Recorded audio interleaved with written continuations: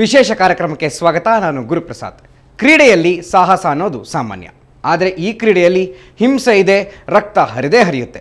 ಅದರಲ್ಲೇ ಜನ ಮನರಂಜನೆ ಕೂಡ ಕಾಣ್ತಾರೆ. ಒಂದು ರೀತಿಯಲ್ಲಿ ಅದು ಸಾವಿನ ಆಟ. ಆ ಮರಣ ಮೃದಂಗದ ಕ್ರೀಡೆಗೆ ಒಂದು ಕಡೆ ಈಗ ನಿಷೇಧದ ಅಂಕಿತ ಬಿದ್ದಿದೆ.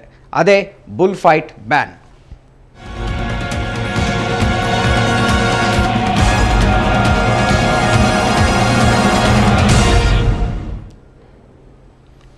ಬುಲ್ ಫೈಟ್ ಅಂದರೆ ಗೂಳಿ ಕಾಳಗ. ಗೂಳಿಯನ್ನು ಕೆರಳಿಸಿ ಕೊಲ್ಲುವ ಆಟ. ಗೆದ್ದವನು ಧೀರಾದಿಧೀರ. ಸ್ಪೇನ್ನ ರಾಷ್ಟ್ರೀಯ ಕ್ರೀಡೆಯಾಗಿರೋ ಈ ಗೂಳಿ ಕಾಳಗವನ್ನು ಅದೇ ಸ್ಪೇನ್ನ ಒಂದು ಪುಟ್ಟ ಪ್ರಾಂತ್ಯ ಸರ್ಕಾರ ನಿಷೇಧಿಸಿದೆ.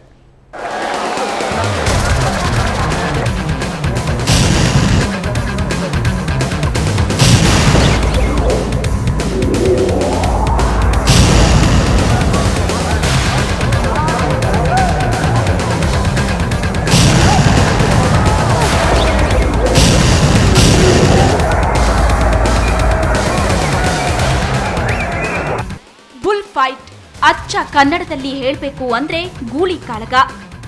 ಗೂಳಿ ಕಾಳಗ ಅಂದಮೇಲೆ ಅಲ್ಲಿ ರಕ್ತ ಹರಿಯಲೇಬೇಕು. ಸಾವುಗಳು ಆಗೋ ಸಂಭವ ಇದ್ದೇ ಇರುತ್ತೆ. ಹಿಂಸೆ, ರೋಮಾಂಚನ, ಮನರಂಜನೆ ಎಲ್ಲವೂ ಮೇಳೈಸಿದ ಒಂದು ಹಿಂಸಾತ್ಮಕ ಕ್ರೀಡೆ ಬುಲ್ ಫೈಟ್. ಇದು ಸ್ಪೇನ್ ದೇಶದ ರಾಷ್ಟ್ರೀಯ ಕ್ರೀಡೆ. ಕ್ರೀಡೆಯ ಜನ್ಮಸ್ಥಾನ ಗ್ರೀಕ್ ದೇಶ. ಗ್ರೀಕ್ನಲ್ಲಷ್ಟೇ ಅಲ್ಲ, ಪೋರ್ಚುಗಲ್, ದಕ್ಷಿಣ ಫ್ರಾನ್ಸ್, ಲ್ಯಾಟಿನ್ ಅಮೆರಿಕಾ ದೇಶಗಳಾದ Mexico, Colombia, Venezuela, Peru, Ecuador ಮೊದಲಾದ ದೇಶಗಳಲ್ಲಿ ಗೂಳಿ ಕಾಳಗ ಜನಪ್ರಿಯ ಕ್ರೀಡೆ. ಈಗ ಈ ಕ್ರೀಡೆಯನ್ನ ಅದೇ ಸ್ಪೇನ್ ದೇಶದ ಕ್ಯಾಟಿಲೋನಾ ಸರ್ಕಾರ ನಿಷೇಧಿಸಿದೆ. ದೇಶದ ರಾಷ್ಟ್ರೀಯ ಕ್ರೀಡೆಯನ್ನೇ ನಿಷೇಧಿಸೋ ಮಹತ್ವದ ನಿರ್ಧಾರ ತೆಗೆದುಕೊಳ್ಳೋಕೆ ಕಾರಣ ಪ್ರಾಣಿ ಪ್ರೀತಿ. ಹೌದು, ಇಡೀ ಕ್ರೀಡೆಯಲ್ಲಿ ವಿಜೃಂಭಿಸೋದು ಆಟವಷ್ಟೇ ಅಲ್ಲ, ಆಟಗಾರರ ಕ್ರೌರ್ಯ. ಕಡೆಗೆ ಸಾವನ್ನಪ್ಪೋದು ಗೂಳಿ. ಆಟದ ನಿಯಮ ಕೂಡ ಅದೇ. ಇಷ್ಟಕ್ಕೂ ಈ ಕ್ರೀಡೆಗೆ ಸುಮಾರು ಶತಮಾನಗಳ ಇತಿಹಾಸವಿದೆ. ಗೂಳಿ ಕಾಳಗದಲ್ಲಿ ಗೂಳಿಯೊಂದಿಗೆ ಹೋರಾಟಕ್ಕೆ ಇಳಿಯುವವರನ್ನ ಟಾರೆರೋಸ್ ಅಂತಾರೆ. ಅವನ ಡ್ರೆಸ್ ಅಟ್ರಾಕ್ಟಿವ್ ಆಗಿರುತ್ತೆ. ಆಟಗಾರ ಒಬ್ಬ ಯೋಧನ ರೀತಿಯಲ್ಲಿ ಅಖಾಡಕ್ಕಿಳಿತಾನೆ. ಕೈಯಲ್ಲೊಂದು ಕೆಂಪು ಬಟ್ಟೆ, ಹರಿತವಾದ ಖಡ್ಗ ಹಿಡಿದ ಆಟಗಾರ ಗೂಳಿಯನ್ನ ಕೆಣಕ್ತಾನೆ. ಹಾಗೆ ಕೆಣಕುತ್ತಾ ಆಟ ಆಡಿಸ್ತಾನೆ.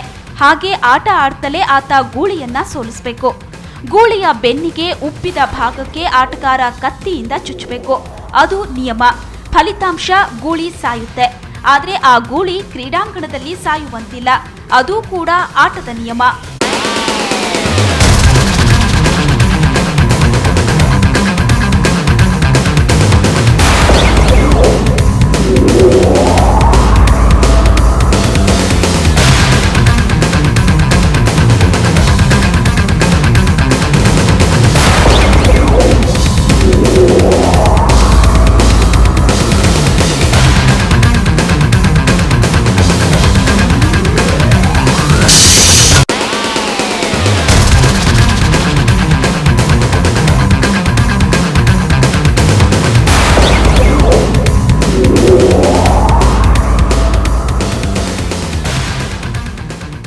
ಹೀಗೆ ಗೂಳಿಯನ್ನ ಚುಚ್ಚಿ ಕೊಲ್ಲೋ ಆಟದಲ್ಲಿ ಆಟಗಾರನು ಸಾಯೋ ಅಪಾಯವಿದ್ದೇ ಇರುತ್ತೆ.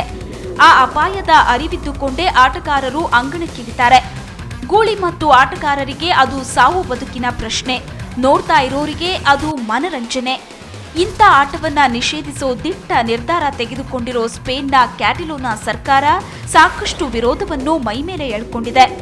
ಅದು ದೇಶದ ಸಾಂಪ್ರದಾಯಿಕ ಆಟ. ಅದನ್ನ ನಿಷೇಧಿಸೋದು ಸರಿಯಲ್ಲ ಅನ್ನೋ ಕೂಗು ಎದ್ದಿದೆ. ಆದರೆ ಸರ್ಕಾರದ ಈ ನಿರ್ಧಾರವನ್ನ ಪ್ರಾಣಿದಯಾ ಸಂಘಟನೆಗಳು ಸ್ವಾಗತಿಸಿವೆ. ಈ ನಿರ್ಧಾರವನ್ನೇನೂ ಏಕಾಏಕಿ ಕೈಗೊಳ್ಳಲಾಗಿಲ್ಲ. 1 ವರ್ಷವಿಡೀ ಸಮೀಕ್ಷೆ ನಡೆಸಿದ ಮೇಲೆ ಸರ್ಕಾರ ಈ ಕ್ರಮವನ್ನ ಕೈಗೊಂಡಿದೆ. ದೇಶದಲ್ಲಿ 20%ಕ್ಕೂ ಕಡಿಮೆ ಜನ ಮಾತ್ರ ಆಟವನ್ನ ಇಷ್ಟಪಟ್ಟಿದ್ದಾರೆ. ಹಾಗೆ ಇಷ್ಟಪಟ್ಟವರೆಲ್ಲ 60 ವರ್ಷ ಮೇಲ್ಪಟ್ಟೋರು ಅನ್ನೋದು ವಿಶೇಷ. ದೇಶದ ಯುವ ಜನಾಂಗದಲ್ಲಿ ಈ ಗೂಳಿ ಕಾಳಗದ ಬಗ್ಗೆ ಆಸಕ್ತಿ ಕಡಿಮೆಯಾಗ್ತಿದೆ. ಹೀಗಾಗಿ ಆಟವನ್ನ ನಿಷೇಧಿಸೋ ನಿರ್ಧಾರ ಕೈಗೊಳ್ಳಲಾಗಿದೆ. ಅದರಲ್ಲೂ ಈ ಗೂಳಿ ಕಾಳಗ ನಿಷೇಧಿಸಿರೋ ಕ್ಯಾಟಿಲೋನಾದಲ್ಲಿ ಆಟವನ್ನ ವಿರೋಧಿಸುವವರ ಸಂಖ್ಯೆಯೇ ಹೆಚ್ಚಿತ್ತು.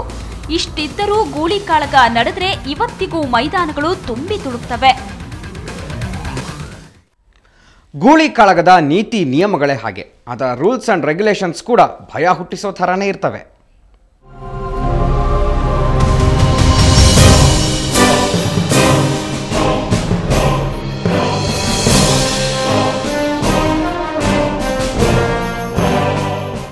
ದೇಶದ ಬುಲ್ ಫೈಟ್ಗೂ ಒಂದೊಂದು ಸ್ಥಳೀಯ ಹೆಸರಿದೆ.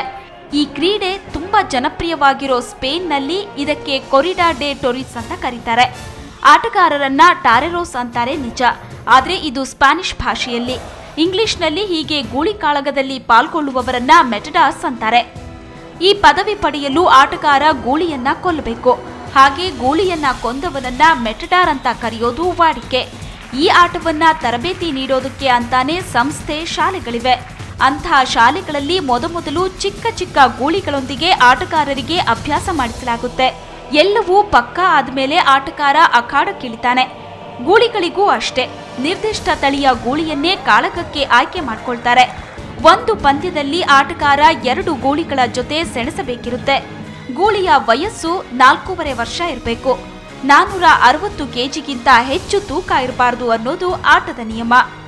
ಪ್ರತಿಯೊಬ್ಬ ಆಟಗಾರನಿಗೂ 6 ಜನ ಸಹಾಯಕರಿರ್ತಾರೆ. ಗೂಳಿ ಕೆರಳ್ತಿದೆ, ಆಟಗಾರ ಏಕಾಗ್ರತೆಯನ್ನ ಕಳ್ಕೊಂಡಿದ್ದಾನೆ ಅನ್ನೋದು ಗೊತ್ತಾಗ್ತಾ ಇದ್ದಂತೆಯೇ ಸಹಾಯಕರ ಪ್ರವೇಶವಾಗುತ್ತೆ. ಅವರು ಗೂಳಿಯನ್ನ ಕೆಲಹೊತ್ತು ನಿಯಂತ್ರಿಸಿ ಮತ್ತೆ ಆಟಕ್ಕೆ ವೇದಿಕೆ ರೆಡಿ ಮಾಡ್ತಾರೆ. ಮೆಟಡಾರ್ ಗೂಳಿಯನ್ನ ಕೊಲ್ಲೋ ಮುಂಚೆ ಅದನ್ನ ಹಿಂಸಿಸಲಾಗುತ್ತೆ.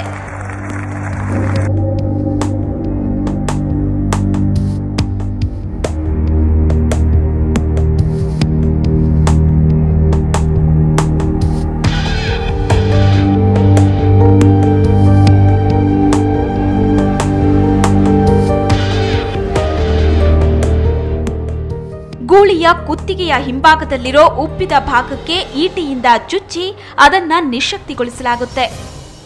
ಅದಾದ ಮೇಲೆ ಮತ್ತೆ ಮೆಟಡಾರ್ ಅರ್ಥಾತ್ ಆಟಗಾರ ಅಂಗಳಕ್ಕೆ ಪ್ರವೇಶಿಸಿ ಗೂಳಿಯ ಕುತ್ತಿಗೆಗೆ ಈಟಿಯಿಂದ ಇರಿದು ಕೊಲ್ತಾನೆ. ಇದು ಆಟ.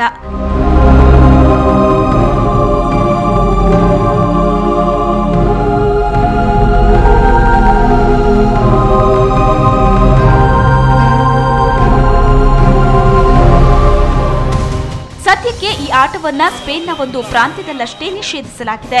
ಕೆಲವೇ ದಿನಗಳಲ್ಲಿ ಸ್ಪೇನ್ ದೇಶದಲ್ಲಿ ಈ ಆಟ ನಿಷೇಧಿಸಲ್ಪಡೋ ಎಲ್ಲಾ ಸಾಧ್ಯತೆಗಳು, ನಿರೀಕ್ಷೆಗಳು ಇವೆ. ಈ ಆಟದಲ್ಲಿ ಎಷ್ಟೋ ಬಾರಿ ಗೂಳಿಗಳು ಕ್ರೀಡಾಂಗಣದಿಂದ ಪ್ರೇಕ್ಷಕರಿದ್ದ ಜಾಗಕ್ಕೆ ನುಗ್ಗಿ ಸಾವು ಸಂಭವಿಸಿದ ಉದಾಹರಣೆಗಳು ಇವೆ. ಪ್ರತಿ ಆಟದಲ್ಲೂ ಗೂಳಿಯೇ ಸಾಯಬೇಕು. 10 ಪ್ರಕರಣಗಳಲ್ಲಿ ರೊಚ್ಚಿಗೆದ್ದ ಗೂಳಿಯ ಆರ್ಭಟಕ್ಕೆ ಆಟಗಾರನೇ ಮೃತಪಟ್ಟ ಉದಾಹರಣೆಗಳು ಕಣ್ಣೆದುರಿಗಿವೆ. ಒಟ್ಟಿನಲ್ಲಿ ಒಂದು ಹಿಂಸೆಯ ಆಟ ನಿಷೇಧಕ್ಕೊಳಗಾಗ್ತಿದೆ.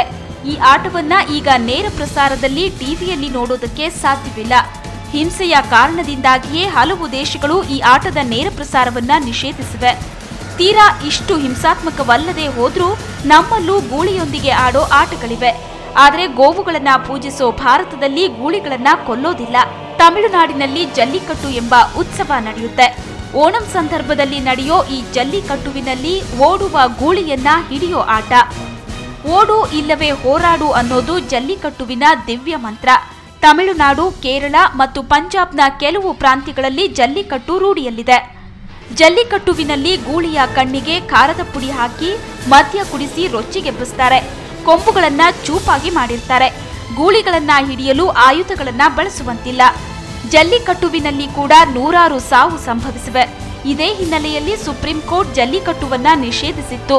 ಆದರೆ ಇದು 400 ವರ್ಷಗಳಿಂದಲೂ ನಡೆದು ಬರ್ತಿರೋ ಸಂಪ್ರದಾಯ ಎಂಬ ಹಿನ್ನೆಲೆಯಲ್ಲಿ ನಿರ್ಬಂಧಗಳನ್ನ ವಿಧಿಸಿ ಜಲ್ಲಿಕಟ್ಟು ನಡೆಸಲು ಅನುಮತಿ ಕೊಟ್ಟಿದೆ. ಸಂಪ್ರದಾಯಗಳು ಏನೇ ಇರಲಿ, ಕೊಲ್ಲುವ ಆಟಗಳು ಯಾರಿಗೆ ತಾನೇ ಬೇಕು, ನೀವೇ ಹೇಳಿ.